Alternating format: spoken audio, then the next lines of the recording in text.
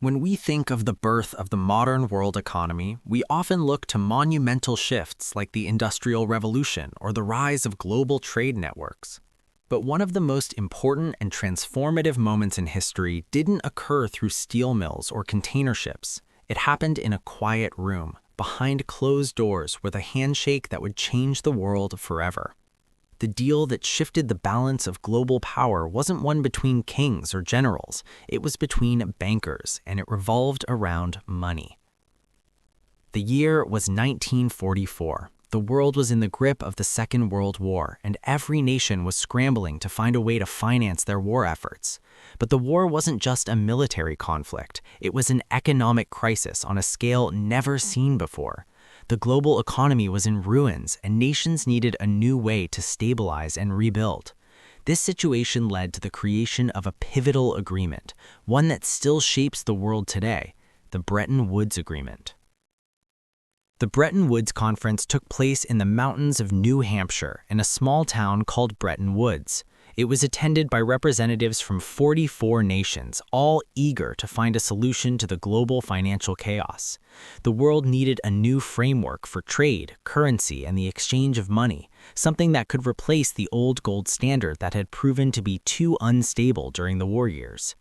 At the center of the negotiations was an idea that would change the course of global economics. The dollar, backed by the full faith and credit of the United States, would become the world's reserve currency. It's easy to underestimate the importance of this moment. At the time, the US was one of the world's largest economies, but it wasn't the unquestioned giant that it is today. However, the US had emerged from the war relatively unscathed, with its economy intact and its military power unmatched. With this newfound dominance, the US was in a unique position to shape the future of the global economy. The deal was simple but monumental. The US dollar would be pegged to gold at a fixed rate of $35 per ounce. In turn, other nations would peg their currencies to the dollar, effectively making the US dollar the cornerstone of global trade and finance. For all intents and purposes, the US dollar would become the world's most powerful form of money. Countries would no longer need gold to back their currencies. They would need dollars. This system was designed to create stability in an otherwise unstable world, but it also cemented the power of the US economy.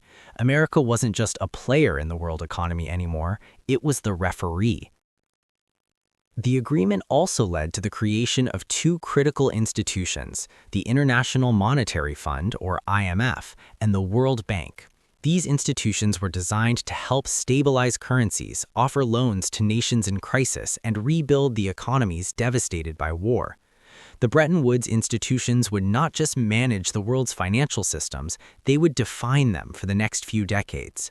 As the world's central bank, the IMF had the power to dictate the financial health of nations, and the World Bank became a vehicle for American-led reconstruction in Europe and the rest of the world. But the Bretton Woods system was far from perfect. While it brought some stability, it also created new challenges. As the US dollar became more widely used, the US had to supply more and more dollars to the world. This led to an influx of American currency abroad, but at the same time, it created the issue of the US losing its gold reserves. The US was now in the position of having to manage its gold supply while maintaining the confidence of other nations in the value of the dollar. And as the decades passed, this system of pegging the dollar to gold became increasingly unsustainable. By the 1960s, the Bretton Woods system was showing signs of strain. Countries like France, led by Charles de Gaulle, began to question the stability of the US dollar. De Gaulle and others in Europe saw the growing amount of dollars circulating globally as a problem. They realized that the US was essentially printing more dollars to pay for its military and economic commitments without any corresponding increase in gold reserves. This created an inherent weakness in the system, and the cracks began to show. By 1971, the U.S. was under pressure, and President Richard Nixon made the bold decision to suspend the convertibility of the dollar into gold. This moment, known as the Nixon shock, effectively ended the Bretton Woods system and shifted the global economy into the era of fiat currencies, money that is not backed by a physical commodity, but rather by trust in the government that issues it. The US dollar, now a purely fiat currency, remained the world's reserve currency, but its link to gold had been severed. What followed was a global shift. As the US abandoned the gold standard, other countries moved to adopt floating exchange rates. This allowed currencies to fluctuate against one another based on market forces, rather than being tied to a fixed gold price. The system that had been created at Bretton Woods had unraveled, and in its place was a new, more volatile global economy. But while this change removed the constraints on U.S. monetary policy, it also left the world more exposed to currency fluctuations and economic crises. The consequences of the Bretton Woods Agreement are still being felt today. The US dollar remains the world's primary reserve currency, and its role in global finance has only grown in importance.